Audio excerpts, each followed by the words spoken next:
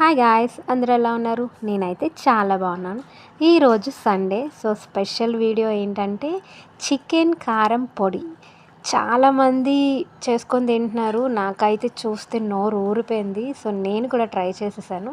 So కొంచెం chicken, ఒక పావు కేజీ చికెన్ తీసుకొని దాంట్లో కొంచెం ఉప్పు, పసుపు, అల్లం వెల్లుల్లి పేస్ట్ వేసి కొంచెం బాగా నీట్గా కలిపి ఒక 30 మినిట్స్ మ్యారినేట్ చేసి పక్కన పెట్టుకోవాలి. కడాయి పెట్టి ఆయిల్ వేసి దాన్ని డీప్ ఫ్రై చేయాలి. మీడియంలో చేయాలి. గోల్డెన్ బ్రౌన్ కలర్ వచ్చినంత వరకు ఫ్రై చేయాలి. క్రిస్పీగా ఉండాలి చికెన్, లేదంటే మెత్తగా అయిపోతుంది. క్రిస్పీగా అయిపోయిన తర్వాత గోల్డెన్ బ్రౌన్ కలర్ వచ్చిన తర్వాత తీసి పక్కన పెట్టేసుకోండి.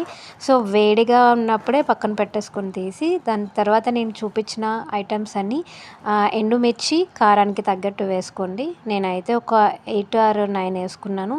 కొంచెం ధనియాలు, కొంచెం జీలకర్ర, అంటే 2 టేబుల్ స్పూన్ ధనియాలు, 2 టేబుల్ స్పూన్ జీలకర్ర, రెండు ఇంచుల దాల్చిన చెక్క, లవంగం, యాలకులు. సో అన్నీ ఫ్రై చేసేసి పక్కన పెట్టేసుకోవాలి. ఎండుమిర్చితో పాటే ఫ్రై చేసుకున్న ఆయిల్లో మనం ఏదైతే చికెన్ ఫ్రై చేసామో దాంట్లోనే వేసుకొని పక్కన పెట్టేసుకోవాలి. ఒక 10-15 వెల్లుల్లి రెబ్బలు కూడా ఫ్రై చేసుకొని గోల్డెన్ బ్రౌన్ కలర్లా వచ్చేటట్టు, మరీ మాడిపోయేటట్టు చేసుకోకండి, చేదు వచ్చేస్తుంది. కొంచెం లైట్గా ఫ్రై అవగానే తీసి పక్కన పెట్టేసుకోండి. కొంచెం కరివేపాకు, ఒక గుప్పెడంత కరివేపాకు కూడా ఫ్రై చేసుకొని పక్కన పెట్టేసుకోండి. ఇప్పుడు ఇవన్నీ చల్లగా అయిన తర్వాత మాత్రమే మిక్సీ పట్టుకోవాలి. సో వేడిగా ఉన్నప్పుడు పెడితే మరి ముద్దలా వచ్చేస్తుంది, మనకి ఎక్కువ రోజులు నిలవ ఉండదు కూడా. ఫస్ట్ అయితే ఎండుమిర్చి, మనం ఏదైతే మసాలాలు ఫ్రై చేసుకున్నామో అవి, వెల్లుల్లి కూడా వేసేసి గ్రైండ్ చేసేయాలి. క్రోస్గా కొంచెం గ్రైండ్ చేసుకోండి, మరీ ముద్దగా కాకుండా.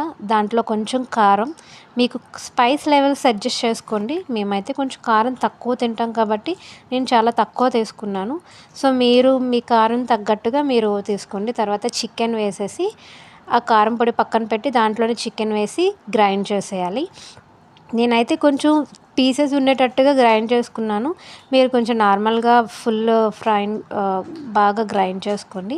అందులో లాస్ట్లో కరివేపాకు ఉంది కదా, ఆ కరివేపాకు కూడా అందులో వేసేసి శుభ్రంగా కలిపేయండి.